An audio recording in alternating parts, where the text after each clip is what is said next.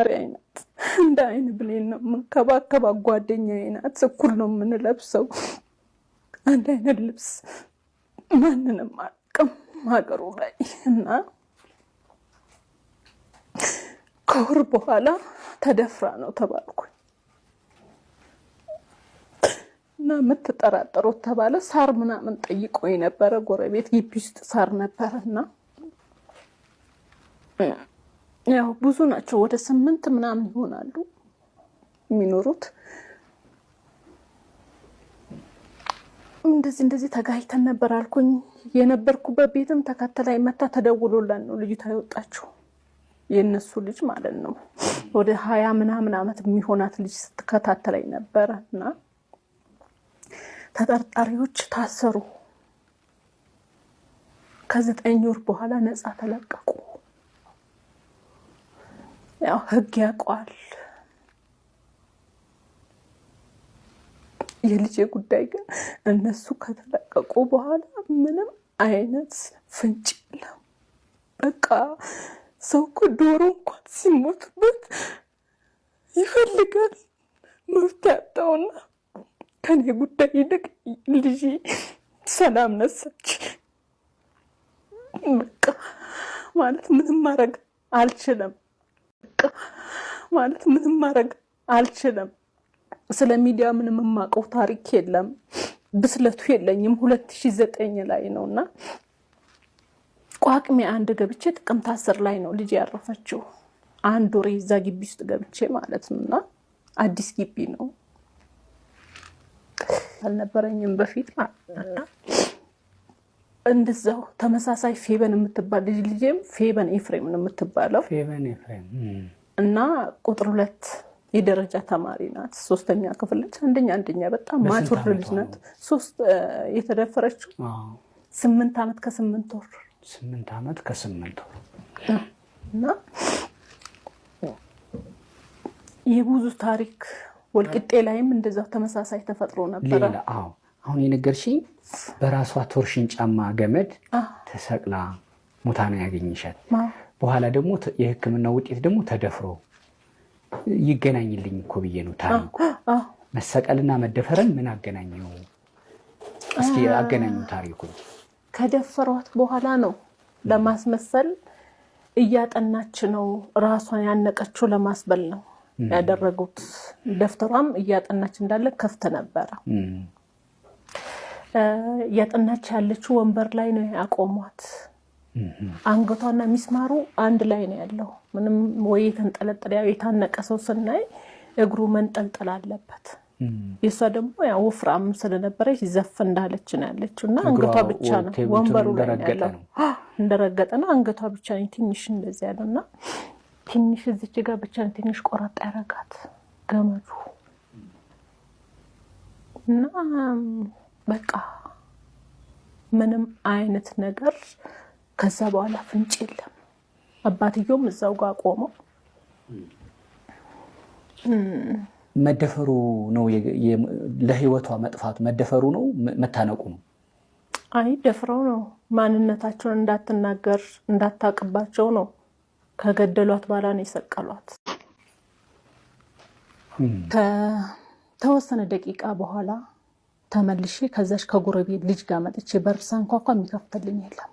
ስጥራት በጣም እጠራታለሁ ማማ እያልኩኝ የሚከፍትልኝ ሰው የለም። ከዛ እጄን አስገብቼ በር ቆርቆሮ ስለነበረ እየቆረጠኝ እንደዚህ ከፈትኩት ማለት ነው። ስገባ የሳሎኑ በር በጣም ተከፍቷል። ሳሎን የነበረው 32 ኢንች እስከ ቂጡ ተከፍቷል። ምኝታ ቤትም የነበረው ተከፍቷል እና ልጄ ወደ ጓዳና ወደ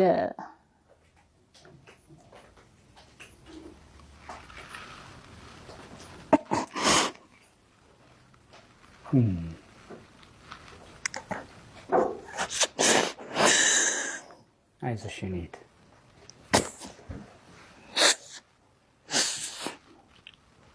አይዞሽ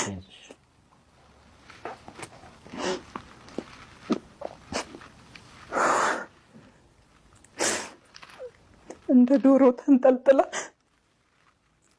የቆመች ነው መሰለኝ ቲቪ ያያለች እና ቆመሽ ለምንድን ነው የምታዳምጪውማ ብዬ ነካ ሳረጋት ልጄ አትንቀሳቀስም። የምታጠናበት ወንበር ላይ በራሷ ቶርሽ ጫማ ላይ ፈተው ምንም አይነት ለማነቅ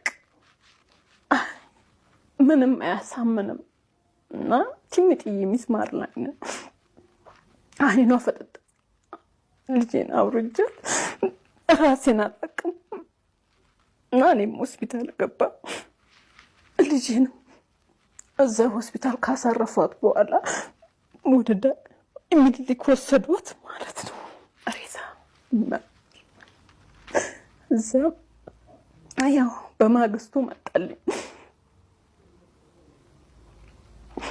ብዬ ቅዳሜ አርብ ገብቼ ቅዳሜ ውዬ እሑድ ሄድኩኝ ማለት ነው። ሲሄድ ልጅቷ ተሸሽኛለች። ለምንድን ነው የምትሸሽኝ? የተፈጠረው ነገር ምንድን ነው? እሱ ማወቅ አለብኝ። እኔ ፊቴ ተቀምጣ ማውራት አለባት። ከማን እንዳረገዘች ምን እንደሆነ ያሌለ ባህሪ ያየሁባት ነው። እዛ በአራት ነጥብ ዘጋኝ። እንዴት እንደዚህ ትጠራጠሪያለሽ? እንዴ ሰው ነኝ፣ ለምንድን ነው የማልጠራጠረው? ማወቅ ያለብኝን ነገር ማወቅ አለብኝ እኔ። ከዛ አኮረፈኝ። እዛ እህትዬው ስትጠይቅ ፎቅ አውጥታ ለምንድን ነው እሷን የምትሸሸት? ማለት አይ ሳያት ማፈር ጀመርኩኝ እሱ ነው ትላታለች ማለት ነው። እዛ ለእኔ አልነገረችም፣ ዝም አለችኝ እህትዬው። እዛ እኔ በራሴ መንገድ እንደገና እኔ ቁጭ በይ፣ እኔ ተፈለጪ ተቆረጭ አልልሽም፣ ምንም ማረግሽ የለም፣ ያረገሽው አንቺ፣ የምትጎጁ አንቺ ነሽ። እድሜሽ ገና 16፣ እዚህ ላይ ትሪት መደረግ አለብሽ በሕክምና በምንም እንጂ እኔ እኮ ልቆጣ ምን አገባኝ ነኝ፣ እንደ ሴትነት ልርዳሽ ነው ያልኩት እኔ ምናምን አልኳትና በቃ ጥያቄን ሳበዛ አትጣሉም አትጨቃጨቁም በእኔም አትፋቱም አለ የሰው ቤት አፈርሻለሽ ብላኛለች አለችኝ። እዛ እኔ ለምንድን ነው የሚፈርሰው ቤቴ? አንዴ እኮ ተፈጠረ፣ ከምንም ማድረግ አይቻልም አልኳት። እሱ ነው አለችኝ ማለት ነው። በወቅቱ ሴት ልጅ ስትወልድ በጣም ነው የሚያንቀጠቀጣት። ምንም መልስ ነው ያጣት ማለት ለረጅም ሰዓት ያንቀጠቀጠኝ ጀመረ። ሳምኳት ምናምን አይዞሽ ሂጂ በቃ አንቺ ታች ጠብቂኝ አልኳት። 4ኛ ፎቅ ላይ ነበርን። በቃ ብርድ ልብስ ብለብስ ምንም ሊሞቀኝ አልቻለም። በጣም ነው የደነገጥኩ ማለት ሰውነቴን ነው የወረረኝ። እዛ እህትየውን ጠርቻት አውቄያለሁ፣ ይሄንን ጉድ ማንም ሰው እንዳይሰማ በመጨረሻው መልኩ ጨርሽው።